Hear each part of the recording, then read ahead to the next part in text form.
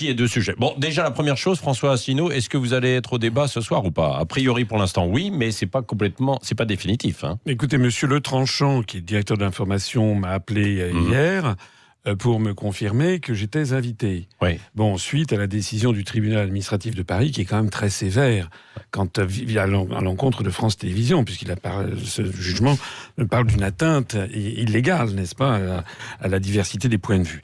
Je comprends. Alors, l'appel a été fait devant le Conseil d'État par France Télévisions, qui évoque l'idée qu'il y a notamment 365 partis politiques en France et qu'il n'est pas possible de donner la parole à tout le monde. Ouais. Moi, je pense ce qui n'est pas faux. Ce qui n'est pas faux. Ouais. Alors, ce que je pense là-dedans, c'est que il y a beaucoup d'ambiguïté qu'il faudrait lever. Ouais.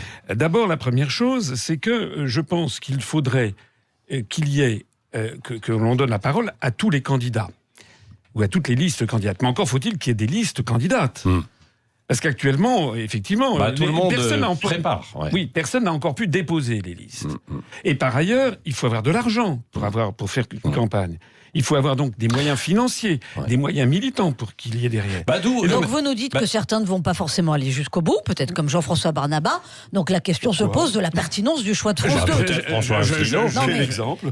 Non, mais je vous provoque un peu. Mais alors je n'ai pas dit de choses nominatives. Je dis simplement qu'il y a une ambiguïté déjà dans l'intitulé de l'émission de France 2 qui disait « Le débat pour les européennes ».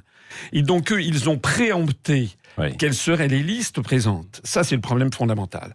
Deuxièmement, un journaliste doit avoir évidemment la totale liberté ça c'est normal de fixer d'invitation. Simplement, il devrait quand même avoir un peu de discernement.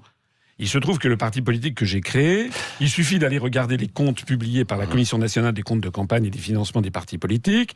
Nous sommes sans doute le 3e ou le 4e parti de France en nombre d'adhérents payants. Et ça, on peut le voir. Et on peut le voir. Pardonnez-moi, François Asselineau, vous avez fait 0,41% non, 80... des suffrages. J'ai vu ça sur votre site. 0,41% des suffrages en 2014. Eh ben c'est normal. Attendez, quelle est la situation de la France actuelle? Et il y avait 40 listes en 2014. 40 listes. Oui, mais non, il y avait 8 circonscriptions interrégionales, ça dépendait des circonscriptions interrégionales. Mais évidemment, nous sommes un parti en plein essor. Hein, et Macron, il faisait combien en 2014? Il faisait 0,0 et personne ne le connaissait. Il n'existait pas. En tant que candidat. Alors, simplement, je dis que les journalistes pourraient faire preuve de discernement en regardant déjà les comptes de la CNCCFP, en voyant les partis politiques en fonction, il y a les lignes, on sait quelles sont les cotisations versées par les adhérents. Donc déjà, ça leur permettrait de voir si c'est un vrai parti structuré qu'il y a derrière. Et puis deuxièmement, ils peuvent faire preuve aussi de discernement quant aux propositions développées. Il se trouve que... On va y revenir sur vos propositions. Non mais on va y revenir dans un instant.